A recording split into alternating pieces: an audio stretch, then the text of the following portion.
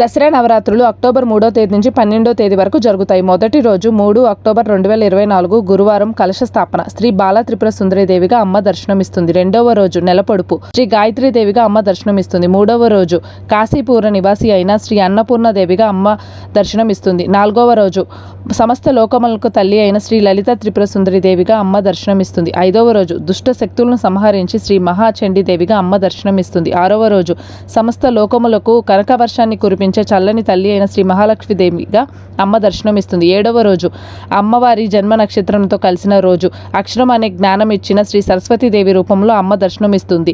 ఎనిమిదవ రోజు అమ్మలుగా ఉన్న అమ్మ అయిన శ్రీ దుర్గాదేవి రూపంలో అమ్మ దర్శనమిస్తుంది. తొమ్మిదవ రోజు మహర్నవమి రోజున అమ్మ మహిషాసురమర్దిని రూపంలో దర్శనమిస్తుంది. 10వ రోజు శ్రావణ నక్షత్రంలో కూడిన విజయదశమి రోజున మనల్ని పరిపాలించే రాజరాజేశ్వరి దేవి రూపంలో అమ్మ దర్శనమిస్తుంది. రోజు సుముహూర్తం మధ్యాహ్నం 1:45 నుంచి 2:35 వరకు ఉంటుంది.